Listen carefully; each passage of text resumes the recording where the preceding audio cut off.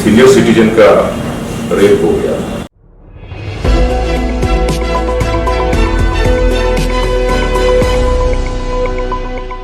नमस्कार सर। मेरी जो प्रारंभिक पढ़ाई लिखाई हुई है वो अपने गांव से ही हुई थी, सरकारी स्कूल से। और इस तरह से हम लोग 10th क्लास तक गवर्नमेंट स्कूल में ही पढ़े लिखे हैं। 12th क्लास में जब एडमिशन की बात आई तो हम शहर में आए, स्टेट कैपिटल पटना, और वहाँ से हमने 12th किया। वहाँ से हमने ग्रेजुएशन करा, कॉलेज की पढ़ाई पूरी करी। 95 के आसपास हमारी जॉब लग गई थी सेंट्रल सेक्रेटरीट में। एज ए कलर मैं ज्वाइन किया था और करीब 2.5 साल वहाँ हमने जॉब किया। दिल्ली के बारे में मुझे कोई अनुभव नहीं था, लेकिन वो 2.5 साल में थोड़ी सी दिल्ली के बारे में जानने का मौका मिला था मुझे। और मैंने एग्ज़ाम लिख रखा था दिल्ली पुलिस का पटना रहते ही, और हमारा एग्ज़ाम दिल्ली में ही हुआ था। और नौकरी के साथ साथ ही हम ये भी स्टडी करते रहे और इंटरव्यू वगैरह हुए और सेलेक्ट हो गए और ज्वाइन कर लिए। तो ये तो हमारी जर्नी है। 97 बैच है हमारा। तो 95 में वैसे हमने ज्वाइन किया था जून के महीने में, जो मैंने बताया आपको, central secretariat ministry of communication में था। और उसके बाद जब रिजल्ट आया दिल्ली पुलिस का, तो दिल्ली पुलिस 97 में ज्वाइन करने के बाद हम लोग 2 साल की ट्रेनिंग किया और अलग अलग जगह हमारी पोस्टिंग रही। फिर ट्रेनिंग के बाद मेरी इनिशियल पोस्टिंग सेंट्रल डिस्ट्रिक्ट में रही। thereafter FRRO एयरपोर्ट एक यूनिट है हमारा जहाँ पे इमिग्रेशन का काम होता है FRRO में। तो वहाँ उसके बाद हम लोग नई दिल्ली डिस्ट्रिक्ट में, साउथ डिस्ट्रिक्ट में, साउथ वेस्ट में, और आज मैं आपके साथ वेस्ट डिस्ट्रिक्ट में बैठा हुआ हूँ SHO। तो ये तो हमारी जर्नी है पढ़ाई से लेके और जॉब तक। हमारी पूरी फैमिली दिल्ली में है। जब से मैं दिल्ली आया तब से 95 से ही साथ हैं, और बच्चे यहीं पढ़े हैं, दिल्ली में पढ़े हुए। और 2 बच्चे हैं हमारे, एक बेटा और एक बेटी। तो दोनों, बेटी हायर स्टडी में है और बेटा अभी कॉलेज लेवल पे है। तो ये तो हमारी जर्नी है। धन्यवाद सर। पुलिस की नौकरी में आने की इंस्पिरेशन आपको कैसे और कहाँ से मिली? ऐसा पूछें तो एक नौकरी की जरूरत थी, इंस्पिरेशन की तो ऐसा कुछ नहीं है कि कोई फैमिली में कोई पुलिस वाले थे। लेकिन ये था कि हम लोगों को जब हमने कॉलेज लेवल पे आया था तो हमारे को टारगेट मिला था घर से ही कि आपको कॉलेज के बाद कहीं ना कहीं जॉब लेना है। और सपोर्ट के तौर पे मेरे पेरेंट्स भी थे और मेरे जो बड़े भाई थे वो ऑलरेडी गवर्नमेंट जॉब में था। तो वहाँ से हम लोग इंस्पायर्ड थे कि जब मेरे बड़े भाई जॉब में हैं तो मुझे भी जॉब मिलनी चाहिए, एजुकेशन तो है। गांव के लोगों में उस वक्त इतनी एजुकेशन नहीं होती थी और एजुकेशन के प्रति इतना लोग सजग भी नहीं थे। और हम लोग जिस पृष्ठभूमि से आए हैं वहाँ पे काफ़ी लोग कृषि कार्य करते हैं या छोटे मोटे रोजगार करते हैं। गवर्नमेंट सर्विसेज में कम थे, और थे भी तो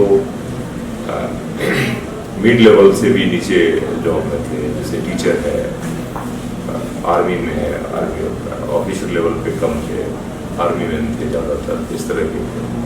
तो थोड़ा सा इंस्पायर्ड मैं अपने घर से ही था कि मेरे पेरेंट्स चाहते थे कि गवर्नमेंट जॉब है, लेकिन टीचर ना बने, इंजीनियर ना बने, ये भी था साथ में। चलिए ठीक है। तो ये इंस्पायरेशन मुझे, पुलिस के बारे में इतनी जानकारी थी नहीं कि पुलिस क्या है, लेकिन चमक दमक तो होता ही है थोड़ा सा। बाहर से अगर आप देखें तो लगता है कि आप समथिंग डिफरेंट है। लोग मैग्नीफाइंग ग्लास लगा के आपको देखेंगे जब आप यूनिफॉर्म में चलते हैं, तो आपका एक अलग ही रुतबा सा लगता है। काम क्या करना होता है ये ज़्यादा डिटेल ही मालूम था, लेकिन यहाँ आने के बाद अब सब कुछ पता चल गया कि पुलिस का जॉब कैसा है और क्या करना होता है, क्या एक्सपेक्टेशन है पुलिस, ये सारी चीज़ें समझ में आ रही है। तो एज सच सेल्फ इंस्पायरेशन कह सकते हैं, कहीं और से इंस्पायर्ड नहीं था। सर, आपके अभी तक के कार्यकाल में आप कोई एक ऐसा केस जिसको बारे में आप बताना चाहें जो आपको लगता हो कि जनता को भी पता लगे? वैसे तो पुलिस में कई ऐसे केस होते हैं जहाँ आप जनता की हेल्प कर सकते हैं, मदद कर सकते हैं, लेकिन जब मैं यहीं का केस जिक्र करना अच्छा समझूंगा कि रिसेंट केस जब लोग यहाँ ज्वाइन किए थे तिलक नगर, तो एक सीनियर सिटीजन का रेप हो गया, जो बोलने में भी बड़ा अजीब सा लगता है। 82 ईयर्स ओल्ड लेडी, और वो मेरे लिए बहुत ही स्ट्रेसफुल था केस को सॉल्व करना। हमारे पास कोई लीड नहीं था, काफ़ी प्रेशर था। हम लोगों ने रात दिन काम करके, मैं समझता हूँ कि विदिन 16-18 आवर्स हमने ट्रेस कर लिया था। हमारे पास कोई लीड नहीं होने के बावजूद भी ह्यूमन इंटेलिजेंस का मतलब ये हुआ कि हम डोर टू डोर विजिट कर रहे हैं, जो नॉन क्रिमिनल्स हैं उनको देख रहे हैं, झुग्गियों में हम घूम रहे हैं, टीम बना रहे हैं। सीसीटीवी फुटेज हमने 200-300 सीसीटीवी फुटेज को निकाला था, और इतने मीडिया का प्रेशर था, और डिफरेंट कम्युनिटी के लोग आके कई चीज़ों को क्लियर अप कर रहे थे। उस सिचुएशन को मैंने बड़ी शांतिपूर्वक उसको हैंडल किया, और रात दिन मेहनत करके ओवरनाइट सॉल्व कर दिया। ये मेरे लिए बहुत अच्छा लगा। और जब मैं विक्टिम के पास गया तो वो मेरे को गले लग के रोने लगती थी, या मैं जाता था तो वो खुशी से मिलती थी। उनकी आंसू जो थे खुशी के आंसू थे। और मैंने केस सॉल्व करने के बाद कई बार उनसे जाके मिला और बातचीत किया, और उनके साथ बैठा, तो मुझे सेल्फ सेटिस्फेक्शन मिला इस काम से। तो ये मेरे लिए बहुत अच्छा केस लगा कि हमने कुछ काम किया है और सीनियर सिटीजन के लिए, मैं इसको अंजाम तक ले जाऊँगा और कोई सजा दे पाऊँगा। अभी भी वो जेल के अंदर है। सर कहते हैं कि पुलिस अगर चाहे तो घर में बैठे बच्चे का एक खिलौना चोरी नहीं कर सकता। इस बात को आप कहाँ तक सटीक मानते हैं, और इस बात पे हम आपके चाहिए? देखिए, ये मेरा व्यक्तिगत विचार हो सकता है, ये मैं डिपार्टमेंट का विचार नहीं बता रहा। जो मैं समझता हूँ कि जो अपराध हैं वो उसके कई कारण, उसके सामाजिक कारण भी हैं। ऐसा नहीं है कि पुलिस चाहे तो खिलौना चोरी नहीं हो सकता है।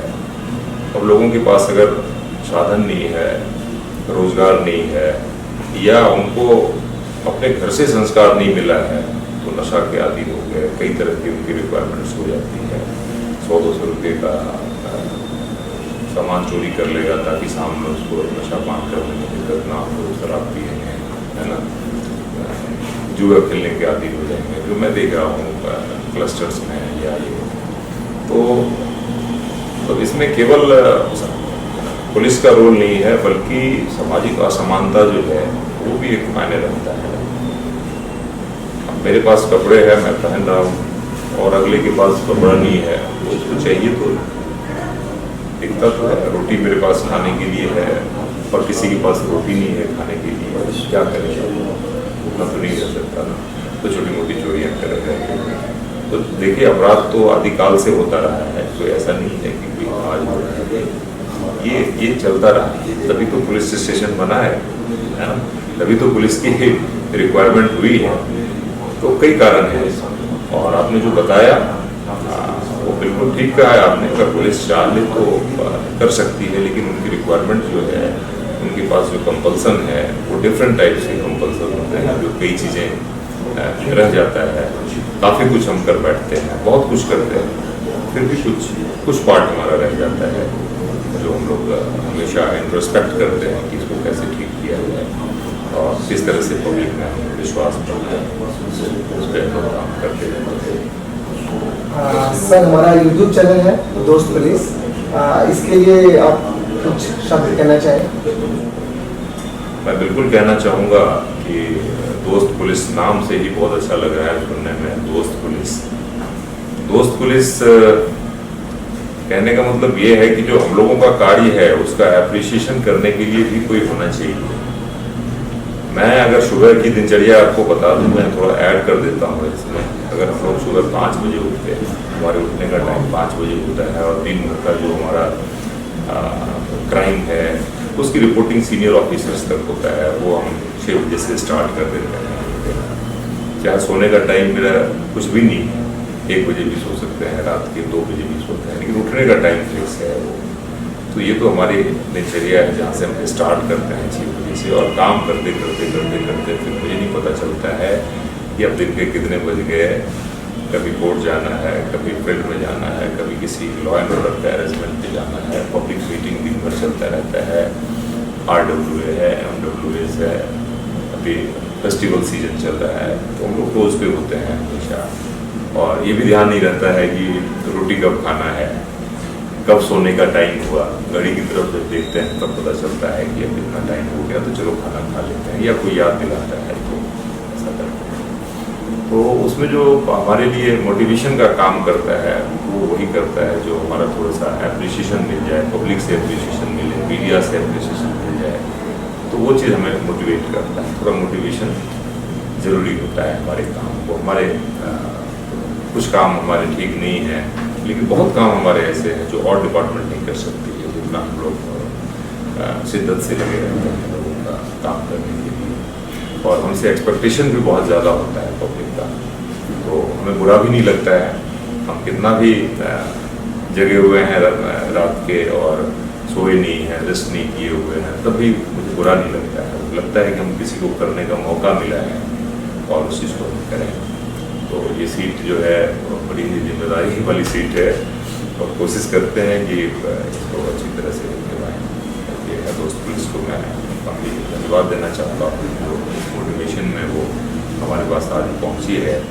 और मैं समझता हूँ कि पुलिस को आप मोटिवेट करेंगे तो आपको रिजल्ट बहुत अच्छा मिलता है, बहुत बढ़िया मिलता है, लोग अच्छे से काम करते हैं। सर मेरा आपसे एक प्रश्न है कि जो आजकल की न्यू जनरेशन है, न्यू यूथ है, वो आजकल क्राइम में बहुत ज़्यादा इन्वॉल्व हो रहा है, तो आपके लिए उनके लिए कोई मैसेज है? देखिए, उनके लिए यही मैसेज है कि अगर आप एक बार क्राइम में इन्वॉल्व हो गए तो बड़ा विशियस सर्कल है क्राइम का। आप एक बार आएंगे, फिर दूसरी बार आपको वहाँ साथी मिल जाएंगे जेल के अंदर, फिर आप उससे कुछ नेगेटिवली मोटिवेट हो जाएंगे, तो धीरे धीरे धीरे आप पूरी तरीके से उसमें फंसते चले जाएंगे और आपका घर बर्बाद हो जाता है। तो ये यूथ से मैं यही कहूँगा कि बिल्कुल भी क्राइम की तरफ ना जाएं।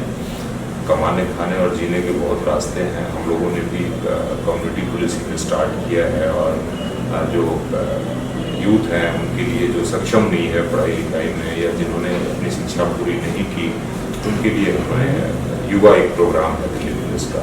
उसके तहत हम लोग ट्रेनिंग पार्टनर के साथ मिलकर ट्रेनिंग दिलवाते हैं और उनके लिए रोजगार के उनके देते हैं कि वो क्राइम की तरफ वो डाइवर्ट ना हो जाए।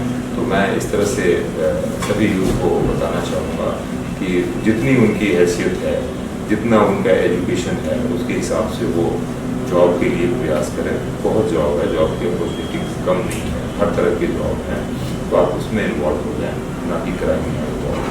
क्राइम में इन्वॉल्व होने से पूरी फैमिली बर्बाद हो जाएगा, तो केवल एक यूथ बर्बाद नहीं हुआ, उसका नेक्स्ट जनरेशन भी खराब हो जाएगा। तो मेरा यही मैसेज है कि वो पढ़ाई पूरी करें, और उनको लगता है कि कोई इनको मोटिवेट कर रहा है क्राइम के लिए, कोई यूज़ कर रहा है, तो हार्डन क्रिमिनल तक भी जो नाइल को यूज़ करते हैं लोग, ताकि उसमें जो नए जो है लोगों को छोड़ देते हैं, जो कानून में प्रोविज़न है, जुवेनाइल जस्टिस एक्ट में, उसके तहत लोग काम करते हैं। तो जो हार्डन क्रिमिनल है वो छोटे छोटे बच्चों को यूज़ करने लगे हैं आजकल, तो हम लोग की पूरी नज़र है और हम लोग मुकम्मल इस पर वो करते हैं, सर्विलांस करते हैं कि इस तरह के यूथ हैं वो इन्वॉल्व ना हो पाए, उनको हम डाइवर्ट करने की कोशिश करते हैं, उनको एजुकेशन की तरफ ले चलते हैं, उनको ट्रेनिंग देते हैं, और ट्रेनिंग के साथ साथ उनके रोजगार का भी तो जहाँ तक संभव हो सकता है वो क्या करते हैं अपने एम्प्लॉयमेंट पार्टनर के साथ, ट्रेनिंग पार्टनर के साथ। सर जो ये आपने युवा प्रोग्राम के बारे में बात की, इसमें पार्टिसिपेट करने के लिए और आजकल के यूथ को पार्टिसिपेट करना, तो वो कैसे कर सकते हैं? देखिए, युवा प्रोग्राम के लिए हम लोग ही सिलेक्ट करते हैं। उसमें क्या है कि एज होना चाहिए 18 एंड अबव का, और उसकी एजुकेशन एटलीस्ट 10th और 12th क्लास की होनी चाहिए, साथ ही उनके पास ID हो, आधार कार्ड हो, और हम लोग एक छोटा सा इंटरव्यू कर लेते हैं अपने लेवल पे ही कि वो उसका टेस्ट क्या है, किस तरह का काम करना चाहता है। तो तो उसी ट्रेनिंग में उनको डालते हैं, थोड़े दिन का ट्रेनिंग होता है, 2 महीने का, फिर हम उनको जॉब के लिए कॉल करते हैं जो भी एम्प्लॉयर है और उसको जॉब दिलवाने की चीज़ करते हैं। सर, मैं कीमती समय देने के लिए धन्यवाद। Thank you. ठीक